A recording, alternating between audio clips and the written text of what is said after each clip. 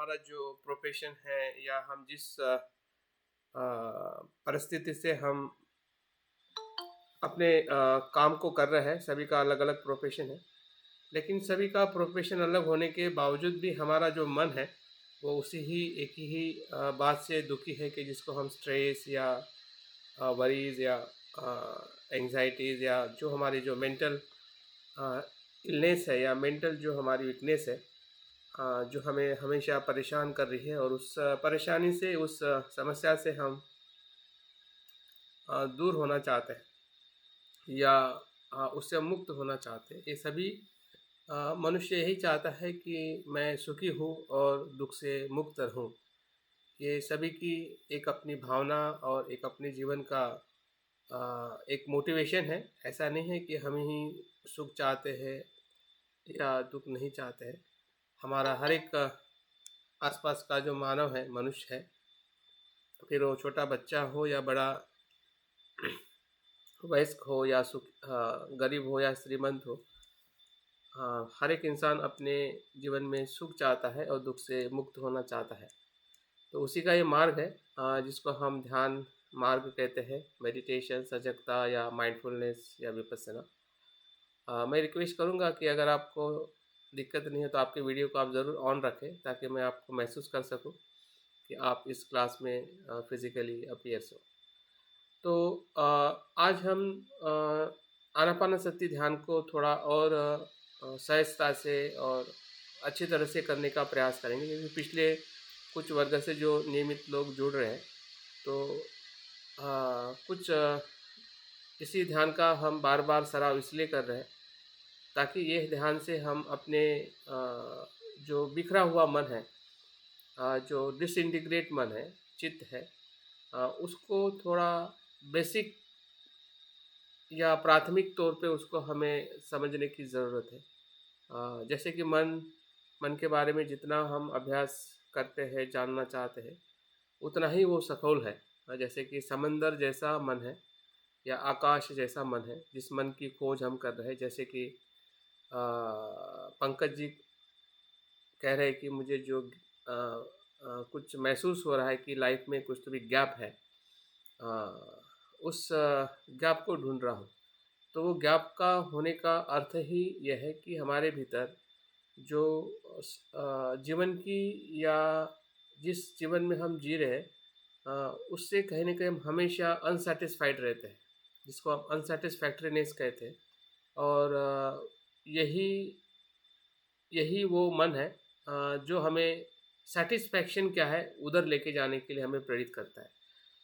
और बुद्ध ने इसी को ही दुःख कहा है कि जब हमें इसका एहसास होने लगता है कि जीवन में सब कुछ अच्छा है लेकिन कुछ तो भी गड़बड़ है।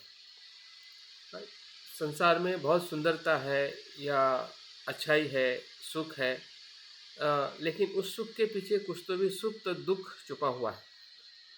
अगर दुःख नहीं होता तो हम हर एक पल में या हर एक जो हम सुख के लिए जो काम कर रहे हैं या सुख का जो स्वाद लेना चाहते हैं, उसी सुख के साथ में दुःख भी हमारे साथ में जुड़ जाता है। मतलब हर एक कहीं न कहीं अस्तित्व के हर एक पहलुओं में, फिर वो हमारा पहलू एजुकेशन का हो, धन कमाने का हो, पोजीशन हो, या जो भी हम अपने जीवन में, हमारा मैरिज लाइफ हो या एक पोजीशन का लाइफ हो, हर एक लाइफ के अंदर हम क्यों सैटिस्फाइड नहीं हो पाते हैं? जबकि हमने जो चाहा है वो हमने प्राप्त किया है। फिर भी उस अचीवमेंट के बाद या अचीवमेंट के कुछ समय के बाद हम फिर से उस गैप में क्यों चले जाते हैं, जिसे हम अनसैटिस्फैक्टरीनेस कहते हैं। क्योंकि वो नेचर, लाइफ का वो नेचर है, वो ट्रूथ है। लेकिन उस ट्रूथ को समझने के लिए हमें मन की जो एकाग्रता है, अ, या मन की सजगता है, इसकी हमें बहुत ही ज़रूरत है। तब जाके हम अपने इस जो दुःख का जो अस्तित्व है या स्ट्रेस, जिसे हम सामान्य आजकल, इससे हम काफ़ी परिचित है, स्ट्रेस रहता है, माइंड डिस्ट्रैक्ट रहता है, हैप्पीनेस बहुत कम एक्सपीरियंस होती है। तो ये जो हमारा मन जो है, जिसको हम एक मन वो कहते हैं कि जो सामान्य मन है, जो हमारे पास में अभी जिसका हम इस्तेमाल करते हैं। एक मन वो है जो जागरूक है। मतलब मन दो नहीं है, मन एक ही है, लेकिन दो प्रकार से कार्य करता है। हाँ? एक रिएक्टिव और एक क्रिएटिव, एक पॉजिटिव एक नेगेटिव, एक अवेयर एक अनअवेयर। इसको आप अनअवेयर अवेयर और अनअवेयर भी कह सकते हैं, या डिस्ट्रैक्ट और कंसंट्रेट कह सकते हैं। जितना मन हमारा कंसंट्रेट होगा या अवेयर होगा, माइंडफुल होगा, और जितना नहीं होगा, यही हमारे सुख और दुख का फीलिंग कह सकते हैं, या हमारे जीवन का एक्सपीरियंस कह सकते हैं। हाँ, अगर हम दुखी है या हमें कुछ सफरिंग है, कुछ स्ट्रेस है, कुछ स्ट्रेस में हम और स्ट्रेस में जा रहे हैं, इसका मतलब हमारा मन जो है कहीं ना कहीं वो इनिशियल लेवल पे माइंडफुल नहीं है, और इनिशियल लेवल पे उसको वो समझ नहीं पा रहा है कि क्या है और क्या हो रहा है। बहुत सामान्य क्वेश्चन है कि क्या है और क्या हो रहा है। यही बात कहीं न कहीं हमारे उस थॉट को समझ नहीं रही है, वो हमारे कॉन्शसनेस को समझ नहीं रहे हैं, हाँ, जिसके कारण हमें वहाँ से पाथ नहीं मिलता है। हाँ, तो पाथ फाइंडर के तौर पे भी हम मेडिटेशन को देख सकते हैं। जो भी जहाँ पे भी हमारी समस्या है, समस्या को समझ के वहाँ से रास्ता निकालना ही मेडिटेशन है। हम्म, समस्या को समस्या से भागना या समस्या में फंसना, ये सामान्य मन है। अगर हम समस्या से भाग रहे हैं कि ये नहीं चाहिए था, ये सही नहीं है, आई डोंट लाइक इट, हाँ, ऐसा अगर हम देख रहे हैं, या हम समस्या में फंसते जा रहे हैं, और समस्या बढ़ते जा रही है, एक के बाद दूसरी, दूसरी के बाद तीसरी, इसका मतलब वो हमारा जो मन जो है वो वीक मन है, या अनकॉन्सेंट्रेट माइंड है, अनअवेयर माइंड है, जिसके कारण हम उस समस्या से एक तो भाग रहे या तो फंस रहे। और ये नेचुरल फिनोमेना है ऐसा होना। हाँ, क्योंकि माइंड का भी, जिसको हम फिजिकली ब्रेन कहते हैं, तो ब्रेन भी यही है जिसे हम फ्लाइट और फाइट मोड में ही वो वर्कआउट होता है। लेकिन जैसे जैसे मेडिटेशन को न्यूरो साइंटिस्ट ने या साइकोलॉजिस्ट ने लर्न किया कि इसके आगे का पाथ क्या हो सकता है, हाँ, इसके बीच का पाथ क्या हो सकता है, तो तब उनको लगा कि नहीं, माइंडफुलनेस से एक नया पाथ क्रिएट हो सकता है, जिससे मिडल पाथ कहते हैं, जिससे लिविंग इन प्रेजेंट मोमेंट का पाथ कहते हैं, कि जहाँ पे ना फ्लाइट होता है ना फाइट होता है, वहाँ पे वेट एंड वॉच होता है। और वहाँ से एक नया जर्नी, जिसे हम आ, हमारे ब्रेन का पूरा ट्रांसफॉर्मेशन वहाँ से स्टार्ट होता है, हमारी अवेयरनेस के साथ, या जैसे जैसे हम अपने थॉट प्रोसेस को, या हमारे साथ में जो होने वाली जो सिचुएशन के साथ जब हम माइंडफुली कोप करते हैं, तो वहाँ से जो हमारा मन जो है नेगेटिव की जगह पर पॉजिटिव होने लगता है, रिएक्शन की जगह पे क्रिएटिव होने लगता है, जो माइंड स्ट्रेस में था वो स्ट्रेस फ्री होने लगता है। क्योंकि स्ट्रेस का सिंपल फिनोमेना है, जब हमारा मन या विचार, इसको अगर हम सामान्य भाषा में विचार कहते हैं, मन के फैक्टर्स में, जब मन या विचार वो भूतकाल में होते हैं, पास्ट में या फ्यूचर में होते हैं। सिंपल फिनोमेना है, सिंपल अंडरस्टैंडिंग है स्ट्रेस समझना या स्ट्रेस को फाइंड आउट करना। वैसे साइकोलॉजिकली और जो डेफिनेशन और उसके इसमें हम समझते हैं, तो वो एक बाहर से आया हुआ अंडरस्टैंडिंग है, जो हमें समझाते हैं कि स्ट्रेस क्या है।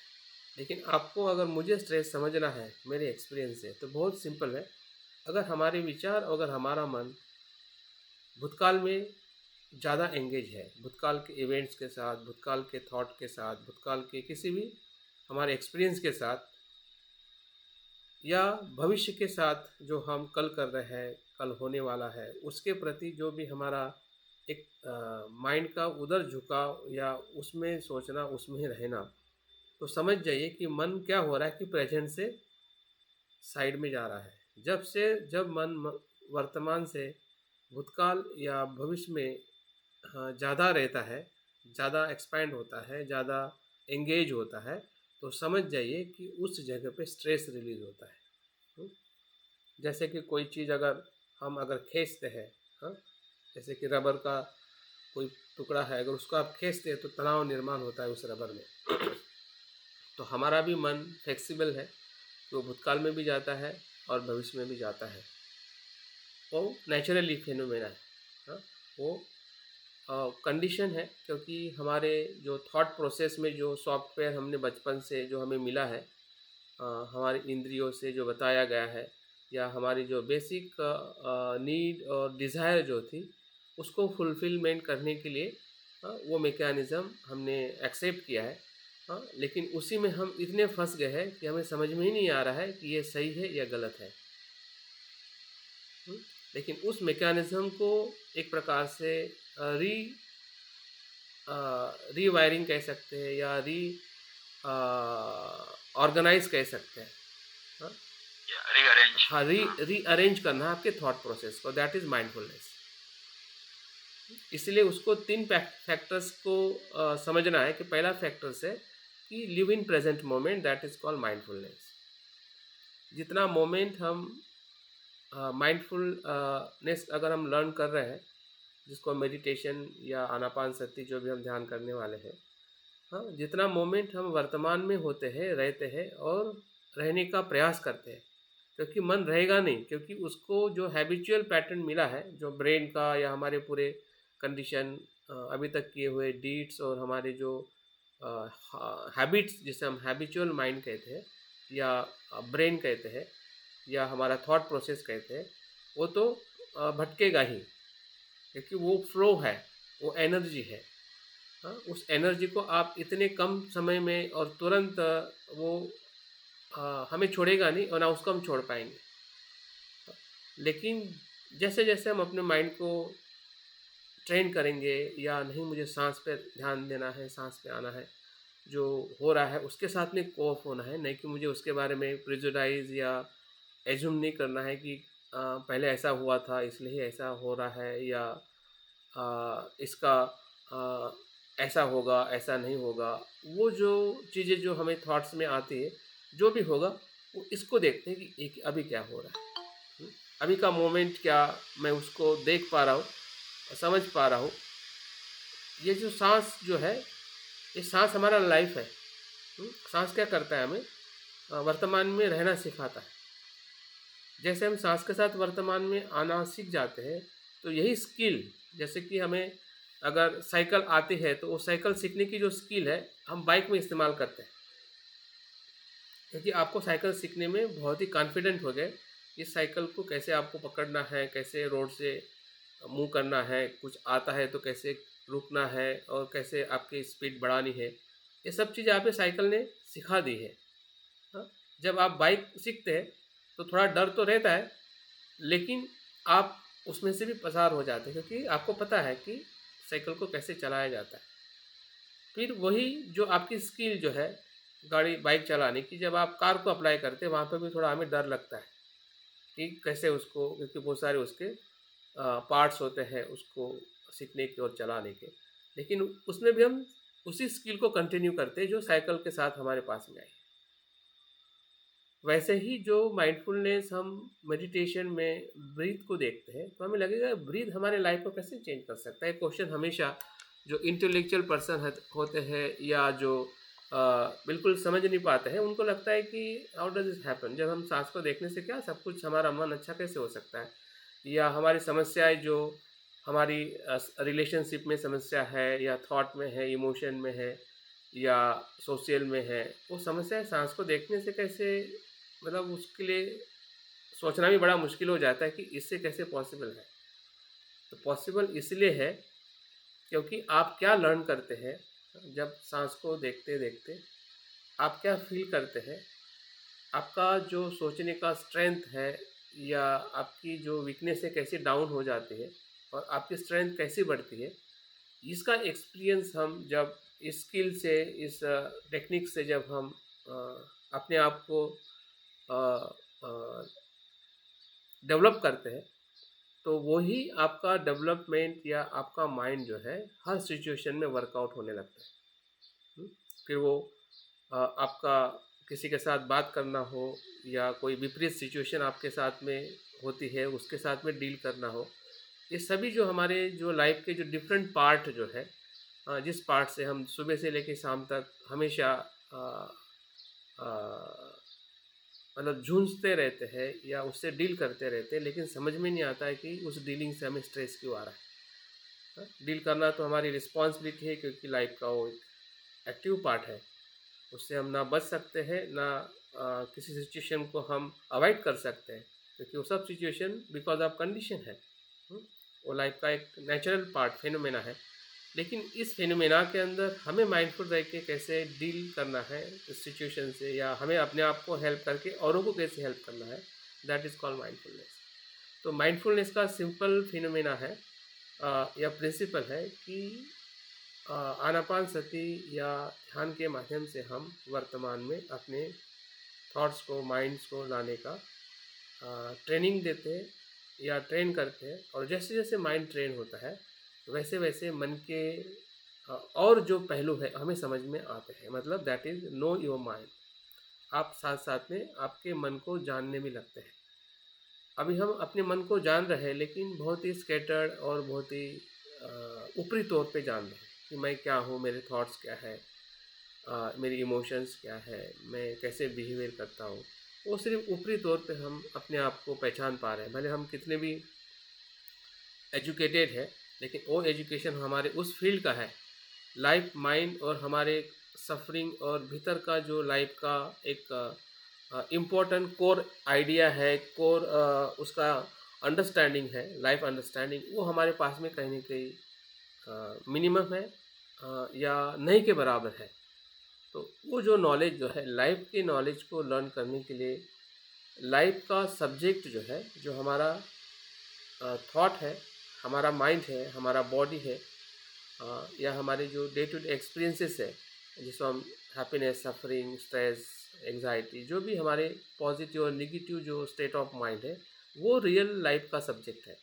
उसको हमें देखना, उसको समझना, उसको ट्रांसफॉर्म करना, वो लाइफ का रियल एक डेवलपमेंट है, कोर डेवलपमेंट है। हमने डेवलपमेंट तो किया है, लेकिन जो बाहर से जो हमें सिखाया गया है, उसी को ही हमने डेवलपमेंट का एक टूल्स करके या पाथ करके हमने डेवलपमेंट होने का प्रयास किया है। लेकिन हमारा जो कोर डेवलपमेंट है, जो हमारे थॉट प्रोसेस से, हमारे खुद के कॉन्शियसनेस से, हाँ, वो शुरुआत होता है। हाँ, उसकी शुरुआत मेडिटेशन से है, ऐसा हम कह सकते हैं। मतलब हमारे मेडिटेशन का ऑब्जेक्ट क्या है, गोल क्या है? हमारे कॉन्शियसनेस को लर्न करना, हमारे कॉन्शियसनेस को समझना और हमारे कॉन्शियसनेस को ट्रांसफॉर्म करना। हाँ, यही टोटल मेडिटेशन अप्रोच है, या जो हम सिंपल मेडिटेशन और बहुत ही इम्पोर्टेंट मेडिटेशन है, जो बुद्ध के टीचिंग में, या अगर हम थोड़ा सुने हैं या पढ़े हैं, तो ऐसा बताया जाता है कि जो आनापानासति जो ध्यान हम करते हैं या सीखने वाले हैं, इसी ध्यान के माध्यम से सभी जितने भी बुद्ध इसके पहले हुए हैं या इसके बाद में होते हैं, इसी ध्यान को करते करते ही वो एनलाइटनमेंट को प्राप्त करते हैं, संबोधि को या बुद्धत्व को प्राप्त करते हैं। तो देख सकते हैं कि ये ध्यान अपने आप में ही बुद्ध होने का मार्ग है। सीधी सी पहली बात, अगर हमें इस ध्यान के प्रति कनेक्ट होना है या मोटिवेट होना है, क्योंकि मेडिटेशन सीखने के लिए तीन चीज़ों का होना, एक क्वालिफिकेशन के तौर पे हम किसी जगह पे एडमिशन लेते हैं, तो हमारे पास में कुछ क्वालिफिकेशन होता है। अगर आपको भी मेडिटेशन में एडमिशन लेना है, हाँ, आप मेडिटेशन का विद्यार्थी बनना चाहते हैं, साधक बनना चाहते हैं और उसमें पारंगत होना चाहते हैं, तो आपके पास में तीन क्वालिफिकेशन को आपको आइडेंटिफाई करना है। ये कोई सर्टिफिकेट, डिग्री के तौर पे ये क्वालिफिकेशन नहीं है। हाँ, ये बहुत ही सिंपल आपके माइंड का फेनोमेना है, या आपका एक अप्रोच है उस क्वालिफिकेशन को फाइंड आउट करने के लिए। हाँ, तो पहला क्वालिफिकेशन है आपका इंटरेस्ट, आपकी रुचि। अगर रुचि है, जैसे कि आपकी रुचि है, तभी आप लोग इस कोर्स में या इस प्रकार के ग्रुप में या लर्निंग में आपने इन्वॉल्व किया है, उसको ज़्यादा से ज़्यादा लुकआउट करें। हाँ, उसको छोड़िए मत, उसको समझिए कि सही में मेरा इंटरेस्ट कितना है, कितना है, कितना है। क्योंकि इंटरेस्ट कभी भी कम हो सकता है, आपका मोटिवेशन कभी भी डाउन हो सकता है। अगर उसको आप समझ नहीं पाए या उसको आप मोटिवेट नहीं कर पाए, जैसे कि हम आनापानसति कर रहे हो, हम मोटिवेट नहीं है लेकिन थोड़े समय के लिए है, लगता है कि हाँ चलो देखते हैं, लेकिन बाद में लगेगा कि सांस को देखना मतलब क्या हो सकता है। लेकिन अगर आप मोटिवेट है कि बुद्ध ने इस ध्यान से ही ज्ञान को प्राप्त किया है, अगर आपने सुना है और उससे आप मोटिवेट हो रहे हैं, हाँ, अगर उन्होंने इतने बड़े बुद्ध हुए हैं जिसके पूरे संसार में ऐसे व्यक्ति के रूप में उसको देखा जाता है, हाँ, पहला आ, प्रज्ञावान व्यक्ति या हर स्तर पे बुद्ध का एक अपनी पहचान है, तो क्या ये इसी से हुए हैं? तो उससे आपका मोटिवेशन हमेशा लाइव रहेगा। हाँ, आपको सांस देखने में कभी भी ड्राइनेस है, लेजीनेस है, या वो कहते हैं ना कि धीरे धीरे उसको देखने में जो हमारा मोटिवेशन है डाउन होने लगता है।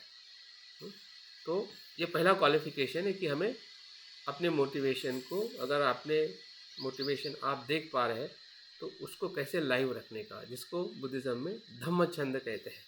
हाँ, ये आपकी फैकल्टी है, आपका खुद का ही एक जैसे कि काम छंद है और धम्म छंद है। काम छंद मतलब संसार में या संसार के ऑब्जेक्ट के साथ में हैप्पीनेस एंगेज रहने का, खाने पीने सोने में जो हमारा जो लाइफ का बाह्य हैप्पीनेस है उसके साथ में एंगेज रहने का हमारा मोटिवेशन होता है। हमेशा सुबह से उठ के हमारे मन के सामने यही आता है कि ये करो वो खाओ वो पियो वो वहाँ पे जाओ, ये उससे ऐसा वैसा, सब ये मोटिवेशन ही है।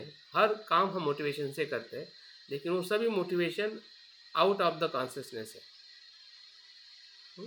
ये जो मोटिवेशन है ये आपके इनसाइड का मोटिवेशन है। आपको इनसाइड को लर्न करने के लिए या उसके ऑब्जेक्ट या उसका जो कुछ भी मेथड्स है उसके साथ में आप एंगेज होने के लिए अपने आप को मोटिवेट कर रहे हैं, दैट इज़ कॉल्ड धम्म छंद। हाँ, हाँ, कुछ सत्यता को ढूंढने के लिए आप मोटिवेट हो रहे हैं।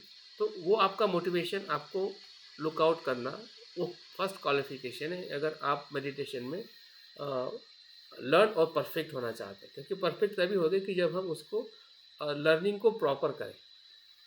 साइकिल अगर आपको अच्छी तरह से आ जाती है तो फिर आपको बाइक और कोई भी वाहन चलाना बहुत सरल और कॉन्फिडेंटली आप चला सकते हैं। अगर आपको उसमें पहले इसमें ही अगर आपका मोटिवेशन नहीं है लर्न करने का, या डाउन हो रहा है और आपको लग रहा है कि it is not like that what I going to search, जो मैं ढूंढ रहा हूँ इससे नहीं मिलेगा, तो फिर वो उसके साथ कुछ मैचिंग आपका नहीं हो पा रहा है, पहली चीज़। दूसरी चीज़ है कि उसको आपको कंटिन्यू रखना है, भी कंटिन्यू, भले 5 मिनट के लिए करिए, ज़रूरी नहीं है कि आप आधा घंटा बैठे 1 घंटा बैठे, जैसे बुद्ध कंटिन्यू ध्यान किए या करते हैं, या कोई और ज़्यादा ध्यान करता है। वो ज़रूरी नहीं कि और क्या कर रहा है। आपकी जो टाइम मैनेजमेंट है, आपका जो समय है, आपकी बॉडी और आपकी जो कैपेसिटी है, उसके बेस पे आपने 10 मिनट मिनिमम कमिटमेंट करके रेगुलर बेस पे उसको करना है। अगर आप सोचिए कि आप एक ही बार सोचो कि मुझे खाना खाना है, दूसरी बार ना सोचो, तो आप खाने के लिए जाओगे? हाँ, नहीं खाओगे, एक ही बार खाओगे। लेकिन बार बार हम क्यों खाते हैं, बार बार हम बाहर क्यों जाते हैं, हमारा मन बार बार क्यों जाता है? क्योंकि बार बार वो करता है, करेगा नहीं तो जाएगा नहीं। वैसे ही अगर हमें मेडिटेशन के भीतर इनसाइड में कुछ ढूंढना है, इनसाइड के लाइफ को हमें लर्न करना है, तो हमें उसकी जो एक्टिविटी जो है, हाँ, रेगुलर, जिसे हम रेगुलर एक्शन कहते हैं, वो हमारा क्वालिफिकेशन होना चाहिए। भले 5 मिनट 10, और टाइम भी आप, और ज़रूरी नहीं कि मॉर्निंग को ही हो, मॉर्निंग इज़ गुड बेस्ट, लेकिन आप दोपहर में कर सकते हैं, शाम को कर सकते हैं, सोने के पहले, जहाँ पे भी आपको स्पेस, आपका कंफर्ट स्पेस और टाइम जो आपके लिए कंफर्ट जगह है, अगर आप घर पे कर रहे हैं या गार्डन में कर रहे हैं या बेड पे कर रहे हैं या कोई आपकी अच्छी रूम है, या ऑफिस में भी आप, अगर आपको स्पेस है और आप बैठ सकते हैं, हाँ, तो वो आपको खुद डिसाइड करना है कि कौन सा टाइम और कौन सी जगह मेरे लिए कंफर्ट है, जहाँ पे कम से कम मैं 10 मिनट मेडिटेशन को सीख सकूँ या कर सकूँ। तो ये कंटिन्यूशन नहीं होगा तो आपका मोटिवेशन हमेशा कंटिन्यू नहीं रहेगा। ठीक है। और तीसरी और इम्पोर्टेंट चीज़ है जो इसको और आपको लर्निंग के लिए सपोर्ट करती है, वो है स्टडी।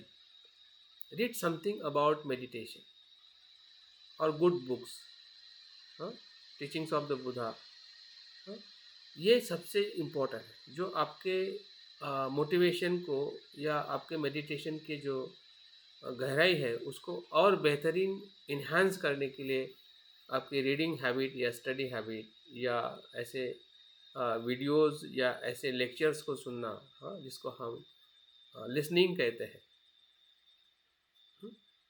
लेकिन लिसनिंग में भी बहुत ही स्पेसिफिक, नॉट एवरीथिंग, क्योंकि नॉलेज और इन्फॉर्मेशन इतनी सारी है जिसमें बहुत कुछ गलत तरीके से भी लिखी हुई चीज़ें हैं, बोली गई हुई चीज़ें हैं। आपके मेडिटेशन को जो ज़्यादा फोकस कर सकते हैं, ऐसी लर्निंग, ऐसी चीज़ों को ज़रूर हमने सुनना चाहिए, पढ़ना चाहिए। और ऐसे बुक का हो सके तो अगर अवेलेबल है तो कलेक्शन बाय भी करनी चाहिए, और ऑनलाइन कुछ अवेलेबल है तो उसके भी सोर्स को हमने यूटिलाइज़ करना चाहिए। अगर रीडिंग है, डेली नहीं हो रहा है तो कम से कम सप्ताह में एक बार, 2 बार, 2 पैराग्राफ, 3 पैराग्राफ, एक बुक, जो भी हम उसको रीड कर सकते हैं, सुन सकते हैं।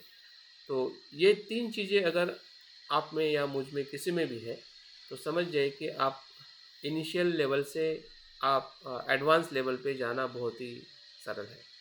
हाँ, हम बिगिनर हैं या बिगिनर से थोड़ा आगे है, और उससे भी अगर आगे जाना है, कंटिन्यू उस जो हमारा लाइफ का गोल है या लाइफ का जो हमारा एक प्लेटफॉर्म है लाइफ को समझने के लिए, तो ये 3 चीज़ों के माध्यम से ही हम समझ सकते हैं। तो मुझे लगता है कि इतनी बातें पर्याप्त है कि जिस भूमि में हम प्रवेश कर रहे हैं, जिस कॉन्शसनेस में हम प्रवेश कर रहे हैं, वो बहुत गहरा है, और गहरा है उतना ही वो बहुत वंडरफुल है। हाँ, बहुत चीज़ों से भरा हुआ हमारा मन है, और उसमें बहुत कुछ समझने जैसा है, नहीं समझने जैसा है, बहुत कुछ अंधेरा ही अंधेरा है। फिर भी हम उस अंधेरे जगत में, हम प्रयास कर रहे हैं कि थोड़ा जागृति के साथ, सजगता के साथ, माइंडफुलनेस के साथ हम उस मन के भीतर जाए। यही माइंडफुलनेस है। जितना माइंडफुलनेस के साथ अगर भीतर जाते हैं तो जितना भी अंधेरा होगा वो अंधेरा हमें ज़्यादा भयभीत नहीं करेगा, क्योंकि हमारे पास में रोशनी है। तो जागृति एक प्रकार से रोशनी है, जो हमें माइंडफुलनेस से या आनापानसति से टेक्निक्स से हमें लर्न करनी है। तो अभी हम मेडिटेशन की तरफ देखते हैं कि हम कैसे ध्यान को करें। मुझे लगता है कि इतना पर्याप्त है जिससे हमारा बिगिनिंग और हमारी जो एक फाउंडेशन है कि हम कहाँ हैं और कहाँ आगे जाने के लिए हमें किस चीज़ की ज़रूरत है, ताकि हम ध्यान के भीतर भी इन बातों को समझ सकें और हमारा ध्यान अच्छा हो सके।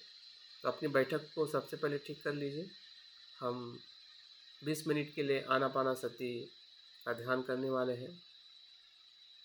सांस के बारे में बहुत सारे पहलू हैं जो हम नेक्स्ट क्लास में समझने का प्रयास करेंगे। अभी सिर्फ बुद्ध की जो एक बुद्ध का जो एक्सपीरियंस है, या बुद्ध ने जो सांस को एक ध्यान का आलंबन बना के, जो विषय बना के, जो हमें भीतर जाने के लिए जो बताया है, उसके आधार पर हम ध्यान करने वाले हैं। और नेक्स्ट क्लास में थोड़ा उसके और साइंटिफिक जो पहलू है सांस को, उसको भी हम समझने का प्रयास करेंगे। अभी जो नेचुरल हमारा जो सांस है, उसको देखने के हम ध्यान के भीतर प्रवेश करेंगे। अपनी बैठक को ठीक कर लीजिए। बैठक में आप पद्मासन ले सकते हैं, सिंपल सुखासन ले सकते हैं, चेयर पे भी बैठ सकते हैं। इतना ध्यान रखें कि वो आसन आपके लिए सुखद हो, संतुलित हो और दुख मुक्त हो। आपके शरीर में कहीं पे भी आप जब क्रॉस पैर करते हैं, आपकी गर्दन, आपका हाथ, सब कुछ आपके लिए अनुकूल है, उस प्रकार से रखें। एक बात निश्चित करें कि आपकी बैठक स्थिर और शांत हो, हलन चलन बैठक में ना हो, दर्द ना हो। ऐसी बैठक को ही ध्यान का आसन कहते हैं। आप आपके पूरे शरीर को देख पा रहे हैं मन से, जागृति से, कि शरीर में सब कुछ शांत है, तनाव मुक्त है। सर से लेके पांव तक, बाहर से, भीतर से,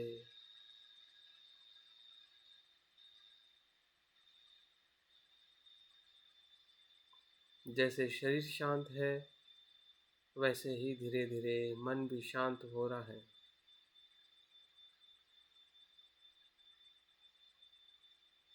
हमारे इंद्रिय जो बाहर विषयों को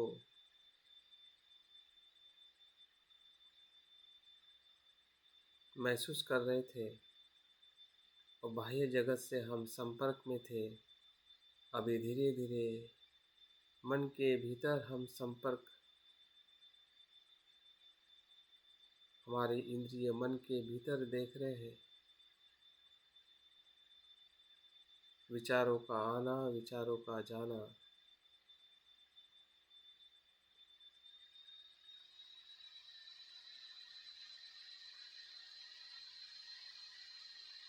उसे आने दीजिए और जाने दीजिए।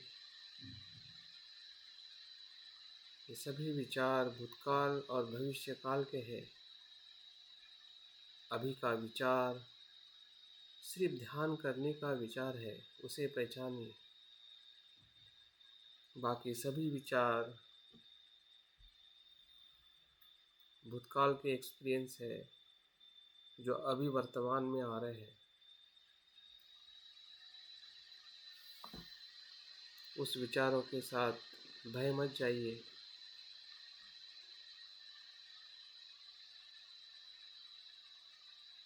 वर्तमान का विचार ध्यान का विचार है जिसके लिए हम बैठे हैं। आना पाना सती, आना श्वास का भीतर आना, पाना श्वास का बाहर जाना। सती सजगता, स्मृति, एकाग्रता, माइंडफुलनेस, अवेयरनेस, अलर्टनेस।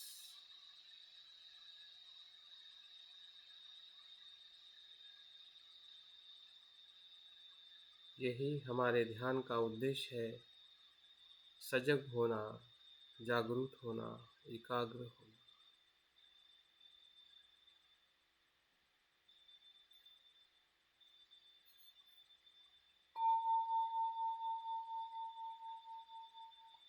आनापानासति के पहले चरण में हमें प्रवेश करना है।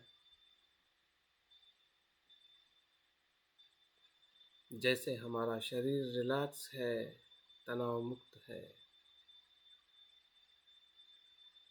इस शरीर के भीतर सांस आ रही है और जा रही है। अपने स्वभाव से सांस भीतर आ रही है और शरीर के स्वभाव से वो बाहर जा रही है।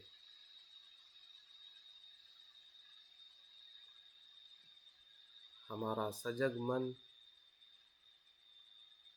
सांस को आते जाते मन की आँखों से सजगता से देख रहा है,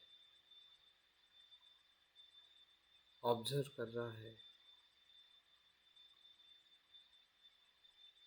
जैसे हम किसी नदी के प्रवाह को ऑब्जर्व कर रहे हैं।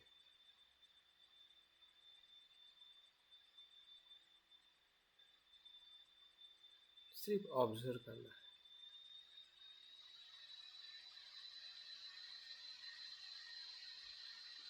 ऑब्ज़र्व करने का आनंद हमारे भीतर हम अनुभव करें।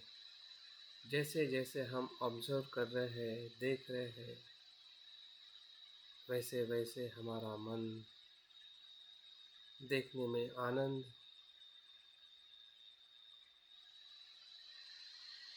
और सुख का अनुभव करना।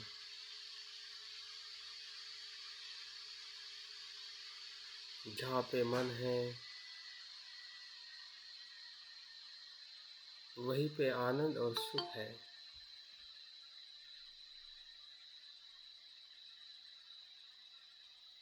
अभी हमारा मन सांस देखने में आनंद ले रहा है,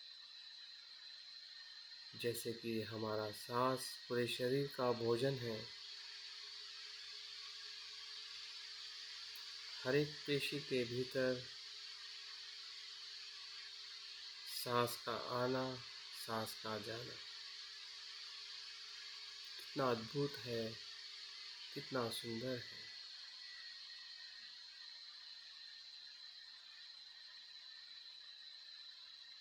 जो हो रहा है वही आप देख रहे हैं, उसी का विचार है।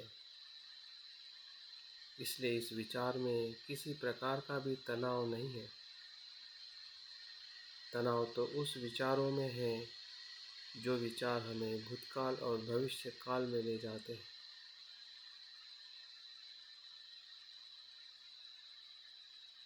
ऐसे भी विचार हमारे मन में इसी समय में उत्पन्न हो रहे हैं, उसको होने दीजिए। उसका होना स्वाभाविक है, लेकिन उसके बारे में सोचिए मत। सोचना है सांस के बारे में।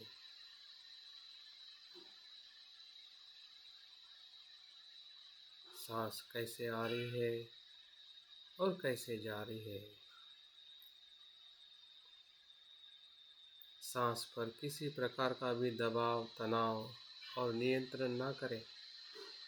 जैसे प्राणायाम में नियंत्रण किया जाता है, सांस को भीतर और बाहर रोका जाता है। इस ध्यान में ऐसा कुछ भी नहीं है। सिर्फ नैसर्गिक सांस को आते जाते, आना पाना, सती। अगर कुछ पल के लिए हमारा मन दूसरे विचारों में भी चला जाता है, तो फिर से वापस आ जाइए।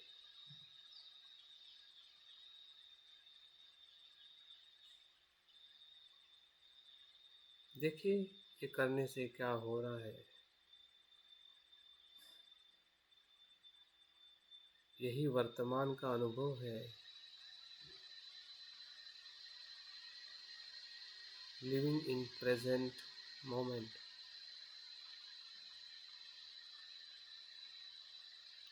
सांस हमेशा प्रेजेंट मोमेंट में ही आता है और जाता है। इसी टेक्निक से हमारे मन को हम वर्तमान में अनुभव कर सकते हैं।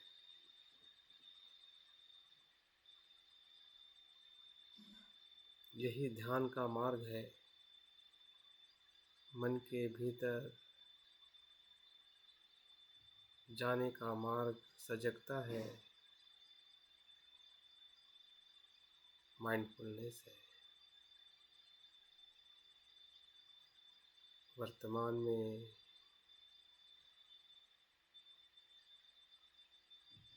जीना ही सजगता है। एक पल की सजगता भी हमें बहुत कुछ आनंद और सुख दे रही है। और सांस तो हर क्षण में आ रहा है और जा रहा है।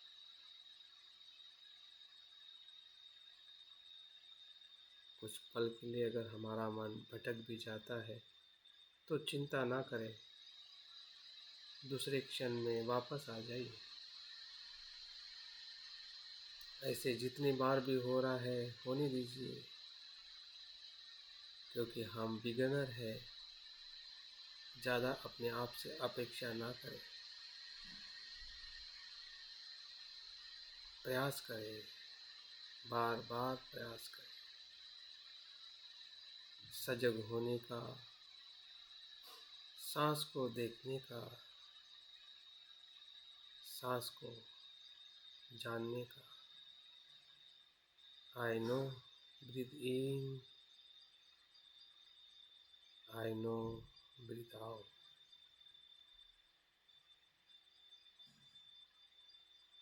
सिर्फ जानिए, सांस भीतर आ रही है तो जानिए सांस भीतर आ रही है। इनहेल एक्सेल, सांस बाहर जा रही है तो सजगता से जानिए सांस बाहर जा रही है। बहुत ही सहजता से, कोई तनाव नहीं, कोई जल्दबाजी नहीं।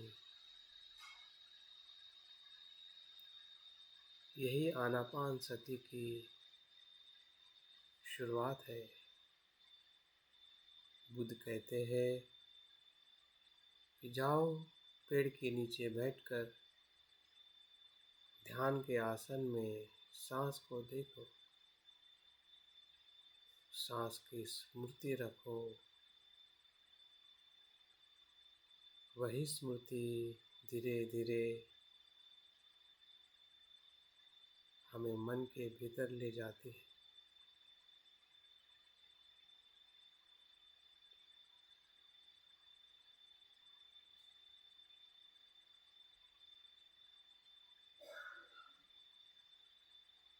कितना अद्भुत, कितना आनंददायी पल है कि जिस सांस से लेने से हमारा जन्म, हमारा जीवन निर्धारित होता है कि हम जीवित हैं, मृत्यु के आखिरी क्षण तक जन्म और मृत्यु इसी सांस पर निर्धारित है। हमारा सुख और दुख इसी पे निर्धारित है। जब सांस को हम सजगता से देखते हैं तो सुख ही सुख का अनुभव होता है, जिसमें मन वर्तमान में और तनाव मुक्त अनुभव होता है। लेकिन जब सांस को हम नहीं देख पाते हैं तो मन तनाव में और दुखी होने लगता है।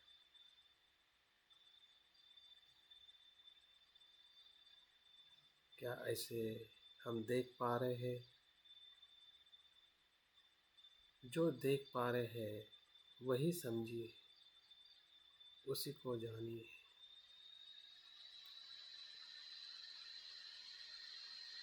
क्षण प्रति क्षण सांस का आना, सांस का जाना,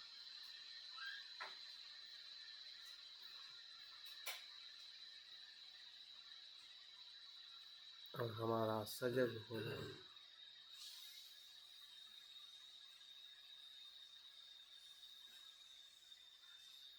या भटकना, हमारे मन का हमें भटकाव भी दिखाई दे रहा है। अगर हम कुछ पल के लिए सजग हो रहे हैं वो भी हमें दिखाई दे रहा है। जैसे कि हम अपने आप का परीक्षण कर रहे हैं।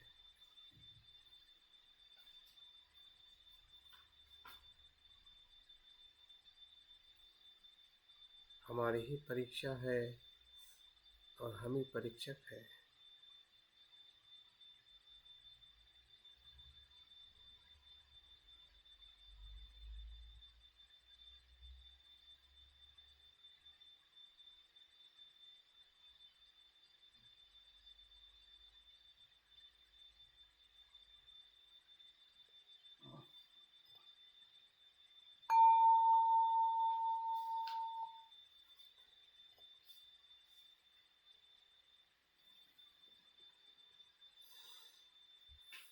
आनापानसति के दूसरे चरण में सांस के और उसके पहलुओं को देखना है, जैसे कि सांस का आना और जाना। वैसे ही सांस की लेंथ, शॉर्ट या लॉन्ग को भी अनुभव करें। क्या भीतर जाने वाला सांस लंबा है या छोटा? उस सांस की गर्माहट और ठंडाई को महसूस करें। भीतर जाने वाला सांस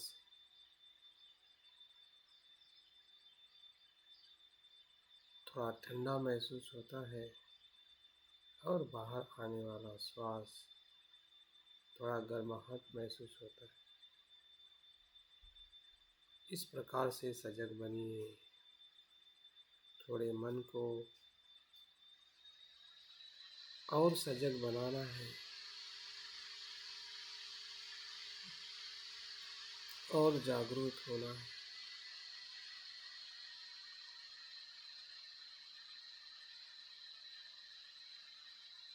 सांस के आते जाते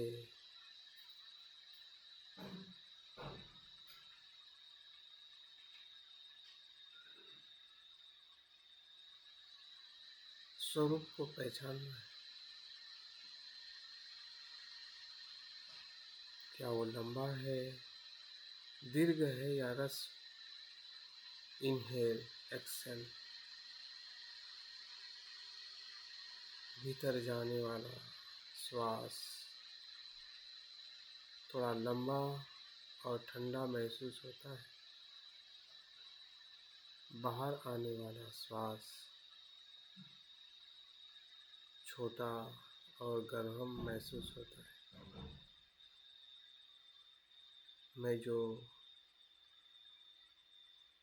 बता रहा हूँ उस आधार पे ना देखें, आप स्वयं उसका अनुभव लीजिए, तब सोचिए कि ऐसा ही हो रहा है।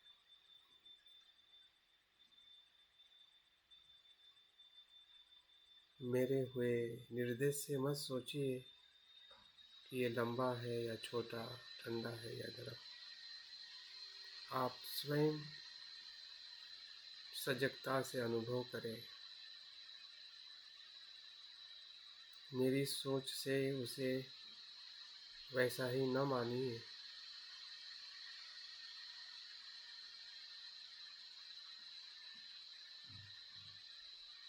पहले अनुभव लीजिए, उस आधार पर विचार करें, उसे जानिए। तभी मन शांत और तनाव मुक्त होता है। जब हम वर्तमान में रह के सोचते हैं, जो हो रहा है, जैसे हो रहा है, उस आधार पर जब हम विचार करते हैं तो वो विचार तनाव से भरा नहीं होता है। वो तनाव मुक्त विचार है, जिस विचार से हमारे मन में आनंद और सुख का अनुभव हो रहा है।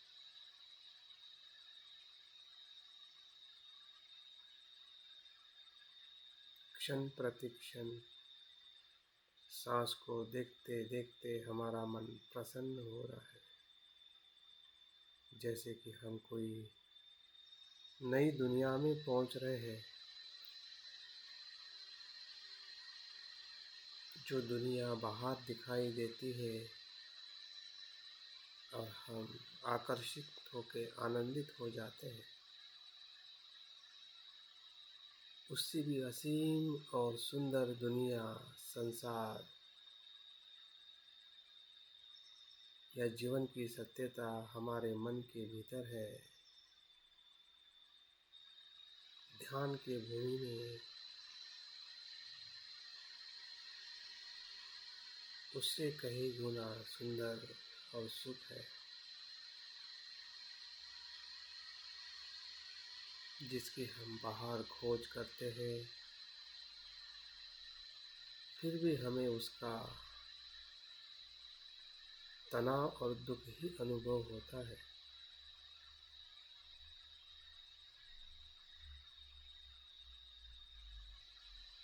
लेकिन ये आनंद तनाव मुक्त है,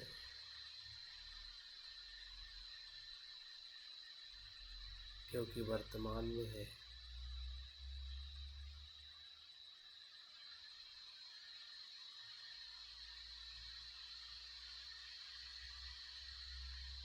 सांस आ रहा है, सांस जा रहा है, नेचुरली, प्राकृतिक, कोई नियंत्रण नहीं, कोई दबाव नहीं, ना उसके गति में, अपने आप ही गति आ रही है और जा रही है।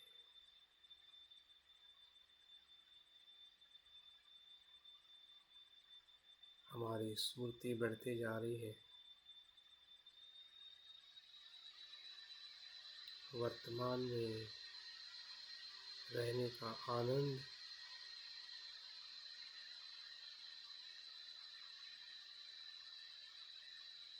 और गहरा हो रहा है।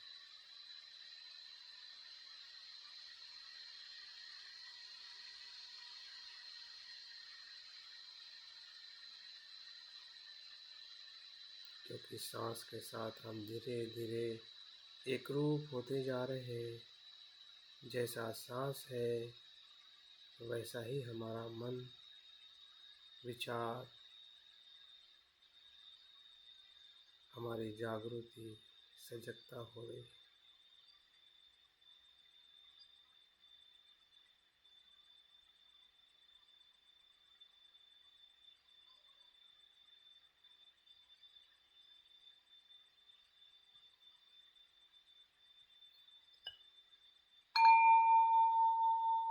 ध्यान के तीसरे चरण में हमारी सजगता और सूक्ष्म और शुद्ध होने वाली है।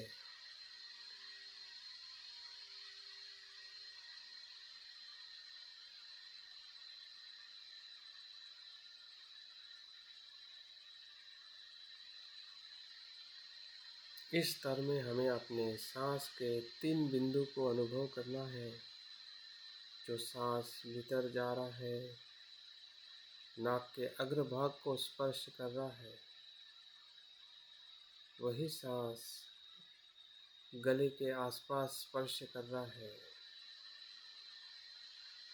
और वही सांस का अंत नाभि के आसपास हो रहा है। सांस की पूरी प्रक्रिया को, प्रोसेस को, ब्रीद इन, ब्रीद आउट, सांस का अंदर आना, नाक के अग्रभाग में स्पर्श होते हुए थोड़ा सूक्ष्म स्पर्श गले के आसपास भी हो रहा है, और उसका अंत नाभि के आसपास हो रहा है। वैसे ही बाहर आने वाला सांस नाभि से होते हुए गले तक, और गले से होते हुए नाक के अग्रभाग तक, पूरी प्रक्रिया के साथ हमारा मन एकरूप होते जा रहा है। ये ध्यान की, सजगता की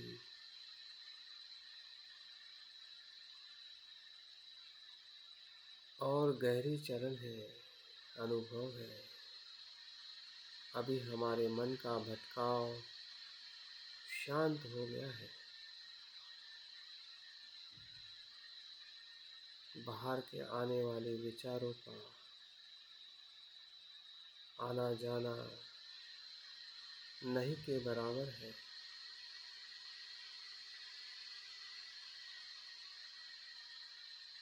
भी पूरी तरह से सांस ही सांस है।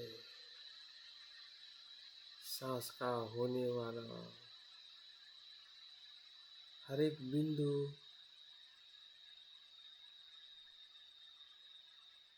हम सजगता से देख पा रहे हैं। ध्यान रहे कि सांस पर बिल्कुल नियंत्रण ना रखें, उसे आगे पीछे ना करें। उसके स्वभाव से सांस आ रहा है और जा रहा है।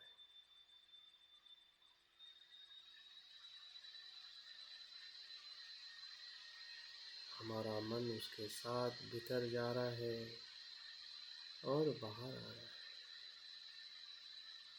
पूरी तरह से हम अपनी जागृति से देख पा रहे हैं।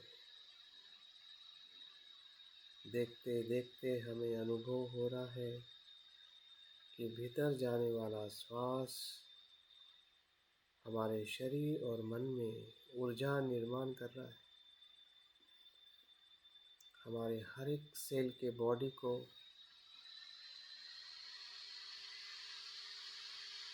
ऑक्सीजन या ऊर्जा प्राप्त हो रही है। उससे हमारे शरीर और मन प्रसन्न और सकारात्मक हो रहा है, शुद्ध हो रहा है शरीर और मन। और सांस बाहर आ रहा है तो हम देख पा रहे हैं कि भीतर की जो निगेटिव ऊर्जा है हर एक सेल के बॉडी से कार्बन डाइऑक्साइड और मन के विचारों से निगेटिव थॉट्स बाहर आ रही है। दोनों शुद्ध हो रहा है।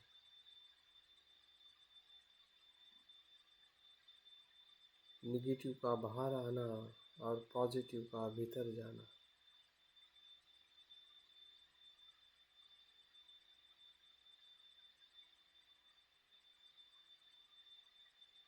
यही सुख है।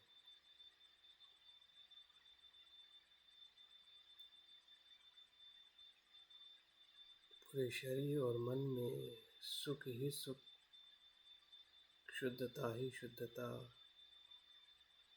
सांस भीतर आने से ऊर्जा का भीतर आना जो सकारात्मक है, शुद्ध है।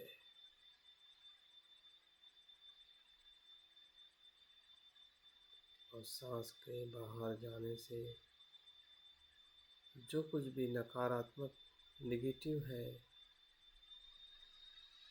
हमारे मन में, हमारे शरीर में,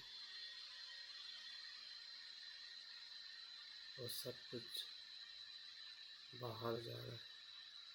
सांस के साथ जागृति से उसे हम देख रहे हैं।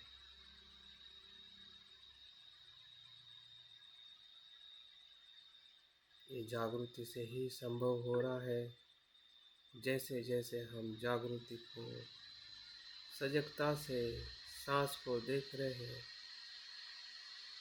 वैसे वैसे ये सब कुछ हमें समझ में आ रहा है।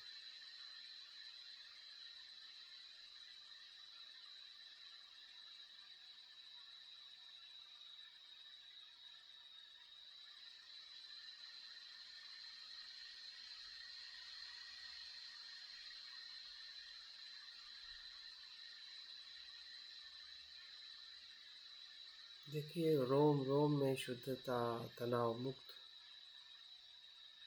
हमारी पेशियाँ हो रही है और मन भी प्रसन्न और सुख और आनंद का अनुभव ले रहा है। जैसे कि हमारे मन और शरीर का यही भोजन है। जो ध्यानी और बुद्ध होते हैं उनके लिए सांस ही भोजन होता है। और कितने सप्ताह तक वो इसी भोजन से जीवित रहते हैं।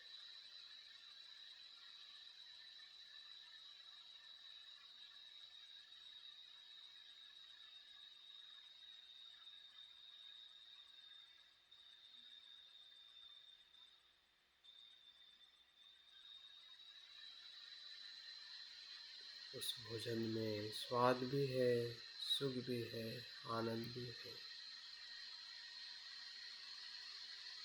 जिसमें ना तनाव है, ना दुख है, जो शुद्ध है, उसमें ना तनाव है, ना दुख है।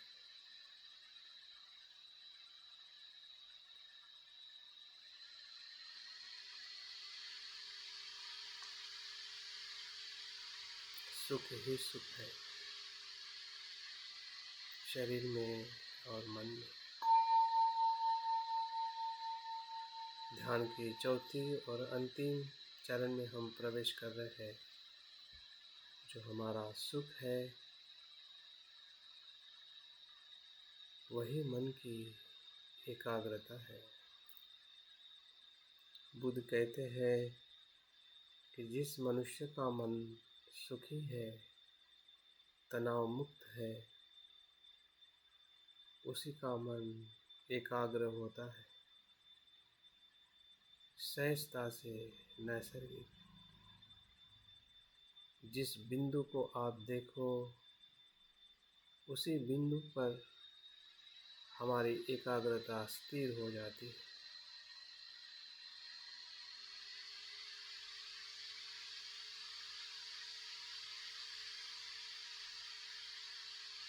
देखिए, सांस का सूक्ष्म बिंदु, श्वास का सूक्ष्म स्वरूप नाक के आसपास स्पर्श कर रहा है। स्पर्श बिंदु को महसूस करें।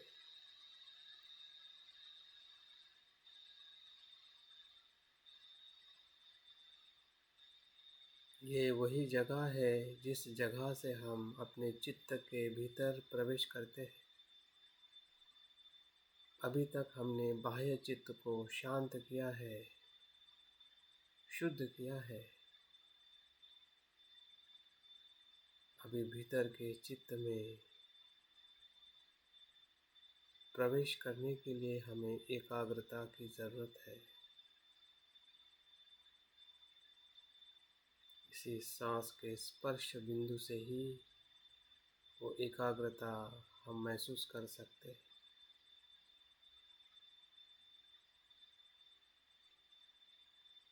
अभी पूरे सांस को देखने की ज़रूरत नहीं है। अभी सिर्फ सांस के स्पर्श बिंदु पर ध्यान लगाएं। तनाव से नहीं, सहजता से। क्योंकि हर क्षण में सांस आ रहा है और जा रहा है।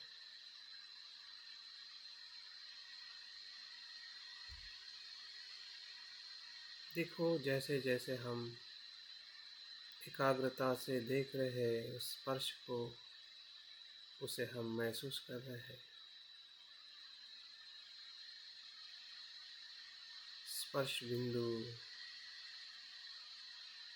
हमें स्पष्टता से स्पर्श होते हुए देखते देखते वो स्पर्श ऊर्जा में रूपांतरित हो रहा है।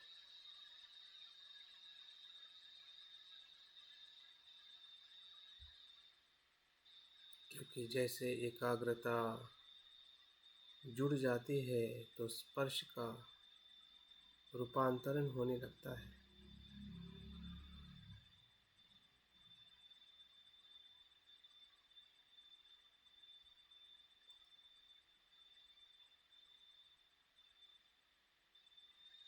रूपांतरण में हम देख रहे हैं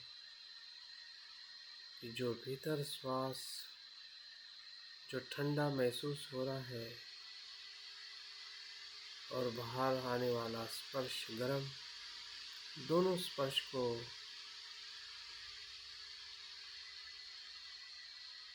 उसके धर्म में देख रहे हैं। उसका धर्म, उसका स्वभाव क्या है। यही से प्रज्ञा का उद्भव हो रहा है। एकाग्रता हमें उस स्पर्श के स्वभाव धर्मों को पहचानना सिखाती है। अभी तक हमने सिर्फ सांस को देखा था, अभी हम सांस के स्पर्श के धर्मों को, उसके स्वभाव को एकाग्रता से जान रहे हैं कि वो क्षण प्रति क्षण स्पर्श होके लय होती है, उत्पन्न होती है, लय होती है, उत्पन्न, स्पर्श होता है, जाता है, होता है, जाता है, होता है, जाता है। यही उसका धर्म है। भले वो ठंडा स्पर्श हो या गर्म, निरंतर बदल रहा है, निरंतर निरंतर निरंतर। क्या इस धर्म को हम देख पा रहे हैं? अगर देख पा रहे हैं, इसका मतलब हम सजग भी है और एकाग्र भी है। अगर नहीं देख पा रहे हैं, इसका मतलब हम सजग है लेकिन एकाग्र नहीं है।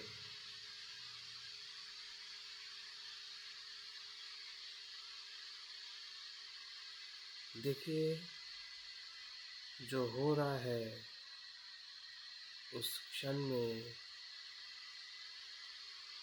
उस स्पर्श बिंदु का दर्शन, सम्यक दर्शन क्या है? मेरे शब्दों को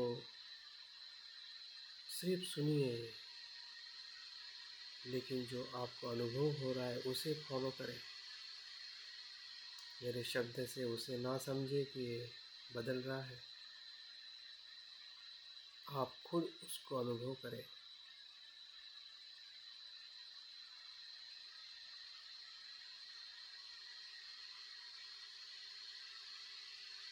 स्पर्श का धर्म क्या है? स्वभाव क्या है? क्या एकाग्रता से हम देख पा रहे हैं कि वो निरंतर स्पर्श का परिवर्तन है, बदलाव है। वो स्पर्श नित्य नहीं है, नित्य अनित्यता है, परिवर्तन ही नित्य है।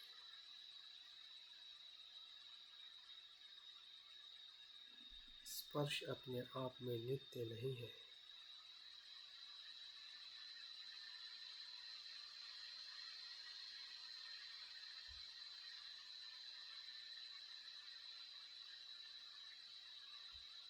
देखिए, ये स्पर्श धीरे धीरे हमारे मन की गहराई में जो ज्ञान है, प्रज्ञा है, पूरे अस्तित्व को जैसा है वैसा देखने का जो बोध है, वो इसी स्पर्श के अनुभव से आगे जाता है। अगर हम स्पर्श को यथार्थ में देख रहे हैं एकाग्रता से, तो भीतर का प्रवास बहुत ही सरल है। जैसे कि अगर हम साइकिल सीखने में अगर हम पूर्ण हैं, तो बाकी वाहन भी हम धीरे धीरे यथार्थ में सीख सकते हैं। अगर स्पर्श का अनुभव हमें अनित्य दिखाई दे रहा है, जो कि है,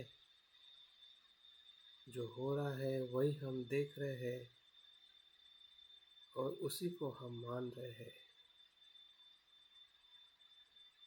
जो जान रहे हैं,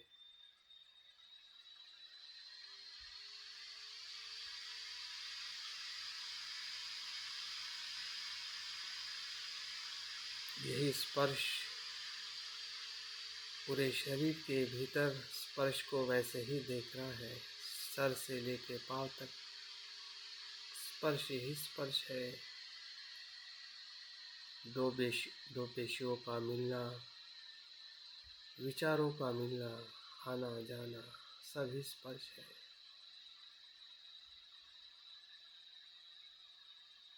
अगर सांस का स्पर्श अनित्य है तो बाकी होने वाले स्पर्श भी अनित्य ही है।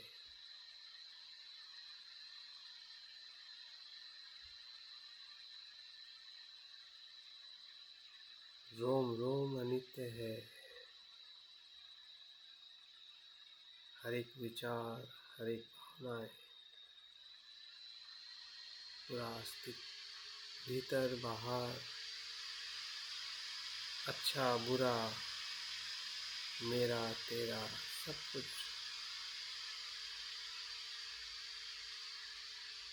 भूतकाल का, भविष्य का, वर्तमान का, पूरे ब्रह्मांड में जो अस्तित्व है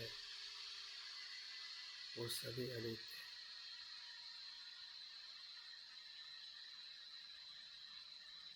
हमारी अच्छाई, हमारी बुराई, सुख दुख, भय चिंता, सभी स्पर्श है। अगर वो स्पर्श है तो अनित्य है, और जो अनित्य है,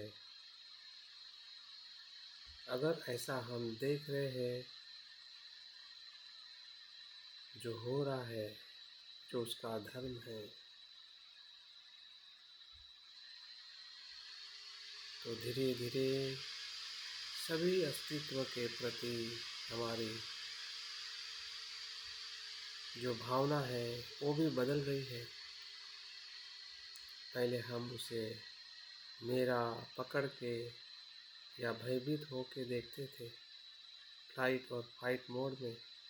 अभी वैसी होने की ज़रूरत ही नहीं है, क्योंकि वो स्वयं में भी अनित्य है।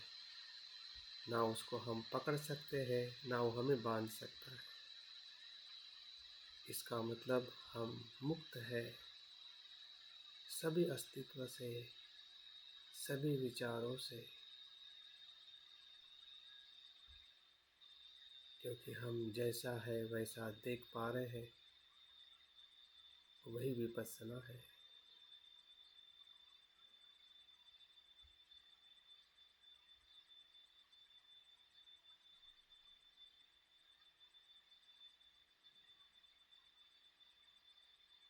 मन की गहराई में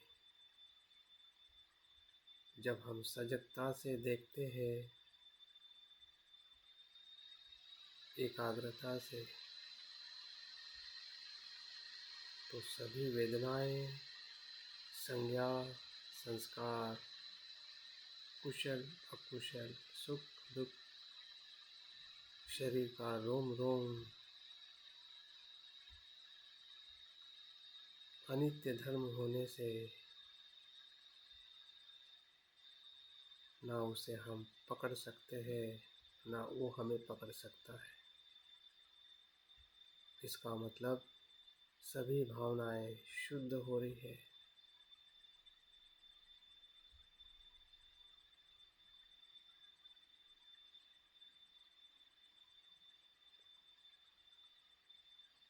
सत्य का हमें बोध हो रहा है।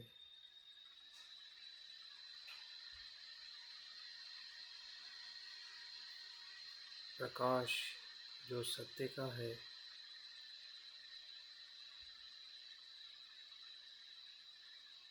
जो अनित्यता के बोध से हमारे रंग रंग में, रूप रूप में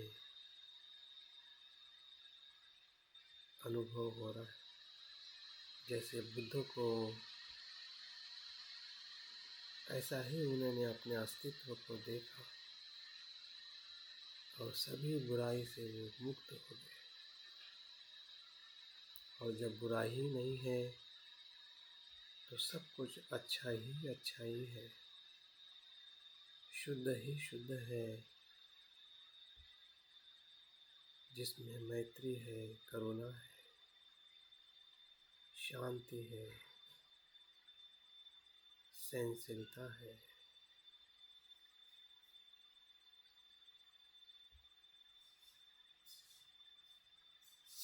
कोई भेद नहीं है, कोई तनाव नहीं।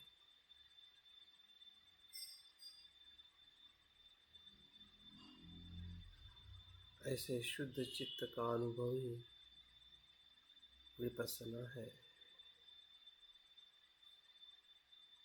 जो हमारे भीतरी चित्त का धर्म है। जब हम अनित्यता से अस्तित्व को देखते हैं,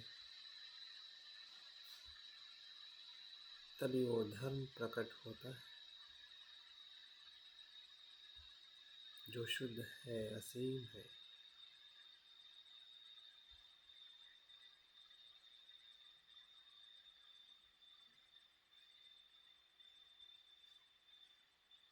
पूरी तरह से हमारा शरीर और मन अनित्यता के प्रकाश में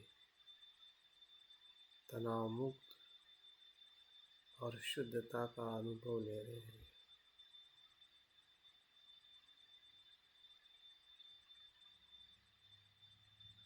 यही संपूर्ण जागृति है जो बुद्ध ने अपने जीवन में अनुभव की है। इसी आनापानसति के ध्यान से जागरूक और एकाग्रता को प्राप्त करते हैं,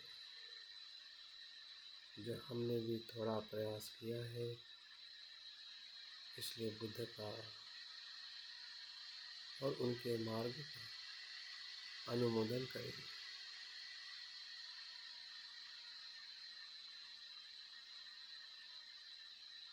और धीरे धीरे आंखें खोलते हुए ध्यान को पूर्ण करेंगे।